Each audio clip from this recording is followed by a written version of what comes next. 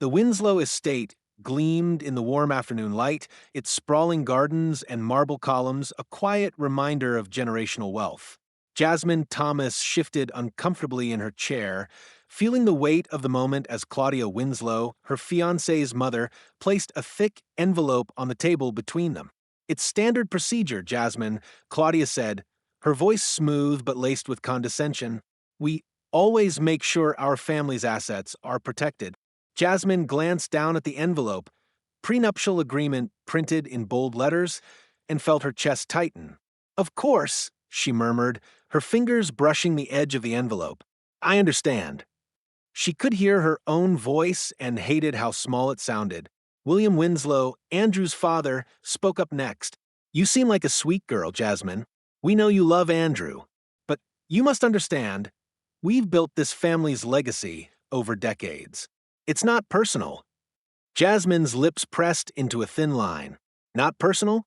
The word stung because she knew the truth. It wasn't just about money, it was about her background, about the fact that she wasn't born into their world of country clubs, private jets, and generational trust funds. She was a black woman raised by a single mother who cleaned houses for a living. No matter how much Andrew insisted his parents meant well, Jasmine could feel the invisible gap they'd placed between her and themselves. When Andrew finally entered the room, oblivious to the tension in the air, he smiled and kissed Jasmine's cheek. "I see you've met the prenup," he joked, as though it were nothing more than a quirky family tradition. Jasmine forced a smile. "Yeah, just a formality, right?" Her heart ached as she signed the document, each stroke of her pen heavy with humiliation. Deep down, something cold and sharp flickered in her gut. It wasn't anger, not yet. It was resolve. One day, she thought, they'll regret underestimating me. 2 weeks after the awkward prenup meeting, Jasmine found herself standing in her childhood home's attic, brushing dust off old boxes and trying to distract herself from the wedding chaos. Her mother had asked her to help sort through decades of memories before they got rid of unused items. Jasmine didn't mind. She had always found comfort in the creaky old house, its walls filled with love, even if they had little money. But as she shifted a stack of boxes, a slim envelope slid out from under a photo album and landed at her feet. It was yellowed at the edges, the words "For Jasmine, open when you're ready," written in elegant cursive on the front. Her heart gave a strange, heavy thump as she bent down and picked it up. "Mom, what's this?" She called out, but there was no answer. Her mother had gone out to the store. Slowly, Jasmine tore it open, her fingers trembling. Inside was a handwritten letter and a business card that made her freeze. Daniel Lockridge, founder and CEO, Lockridge Global. Her eyes darted back to the letter. "My dearest Jasmine," it began. "If you're reading this, it means your mother has kept her promise to wait until you're grown to tell you the truth. I am your father. I left not because I didn't love you, but because I feared the chaos my world would bring into yours.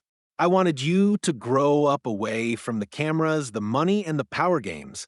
But I have watched from afar, proud of every step you've taken.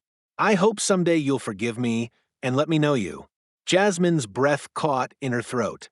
Daniel Lockridge wasn't just a wealthy man, he was one of the richest tech billionaires in the world. The kind of man whose name flashed across news headlines, whose company shaped industries. And somehow he was her father. Jasmine sat down hard on an old trunk, her mind spinning.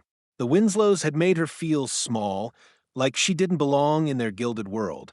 But what they didn't know, what even she hadn't known until now, was that her blood carried power and wealth that made theirs look like pocket change. For the first time in weeks, a slow smile crept across her face. "Looks like the prenup isn't as funny anymore," she thought. Jasmine stared at the business card in her hand, the bold lettering of Daniel Lockridge, founder and CEO, seeming to glow in the dim attic light. For 2 days, she wrestled with what to do. Should she call? What if he didn't want to see her? What if this was just guilt written in cursive on fancy paper? But curiosity and something deeper, something like longing, finally pushed her to dial the number. The phone rang once, twice, then a crisp voice answered. "Lockridge Global." How may I direct your call? Jasmine's throat tightened. This is Jasmine Thomas. I was told to call Mr. Lockridge. There was a long pause. One moment, please. Then, after what felt like an eternity, a deep, warm voice came through. Jasmine. Her breath hitched. Yes. There was a silence, heavy but not uncomfortable. I've been hoping for this call for years, Daniel said quietly. Can you come see me? 2 days later, Jasmine stood in the lobby of Lockridge Tower, an architectural marvel of glass and steel, her reflection looking impossibly small in its polished floors. When the elevator doors opened on the top floor, a man in a sharp navy suit rose from his desk. He was taller than she expected, with graying hair and kind eyes that looked like hers. You're even more beautiful than I imagined, Daniel said softly. Jasmine felt her composure slipping. Why weren't you there? She asked, her voice breaking. He stepped closer. Because your mother wanted you to have a normal life. I was a magnet for chaos then, lawsuits, tabloids, rivals. I agreed to stay away to protect you. But I never stopped watching over you. He led her to a private lounge with floor-to-ceiling windows overlooking the city skyline. Jasmine, you're not just my daughter. You're the sole heir to my estate. I want to make sure you're never made to feel lesser than anyone again. Jasmine's mind spun. Sole heir? She had come here looking for answers, but she had walked into a world of power and wealth she'd never imagined. And as she thought of Claudia and William Winslow, her lips curved into a small, knowing smile. So, this is what it feels like to hold the cards, she thought. The Winslow family estate had never felt colder. Jasmine stepped into the dining room with a calm poise, her fiancé, Andrew, at her side, and Daniel Lockridge just behind them. Claudia Winslow nearly dropped her champagne flute when she saw him. Is that Daniel Lockridge? She whispered, clutching William's arm. William squinted, stunned. What is he doing here? Jasmine walked straight toward them, her voice sweet. I hope you don't mind. I thought it was time you met my father. Claudia blinked rapidly. You're your father? Her voice cracked under the weight of realization. Daniel extended his hand with a cordial smile. Yes, I'm Jasmine's biological father. I've recently reconnected with her. It's been long overdue. William's jaw twitched. You're Daniel Lockridge, he muttered. Billionaire Lockridge. The entire room felt like it had stopped breathing. Andrew looked like someone had just rewired his understanding of the universe. Claudia tried to recover. We had no idea, she stammered. Jasmine never mentioned, because I didn't know, Jasmine replied calmly. But I do now, and I'm no longer afraid to stand where I belong. Silence wrapped around them like tension wire. About that prenup, she added with a smile. You were so eager to protect your wealth. I just hope you have one, too. A few guests coughed awkwardly. Daniel's eyes twinkled with quiet pride. Claudia and William, once so confident in their judgment, sat in stunned silence, completely unaware they had tried to box out a woman whose last name now eclipsed theirs in wealth, power, and legacy. The day of the wedding dawned bright and warm, sunlight pouring through the stained glass windows of the cathedral, as if the universe itself had chosen to bless Jasmine's moment.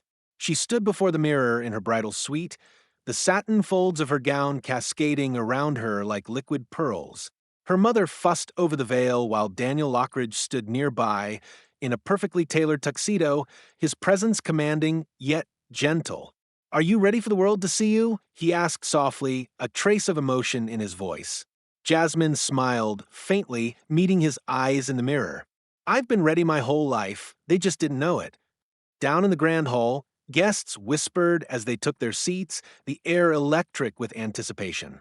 Among them sat Claudia and William Winslow, their polite smiles hiding the unease they now carried since learning the truth about Jasmine's lineage. They had assumed she was marrying into their wealth, never imagining that her own father's fortune dwarfed theirs by a factor of 10. When the cathedral doors opened, all heads turned. Jasmine walked gracefully down the aisle, her arm linked with Daniel's. The murmurs grew louder as more people recognized him.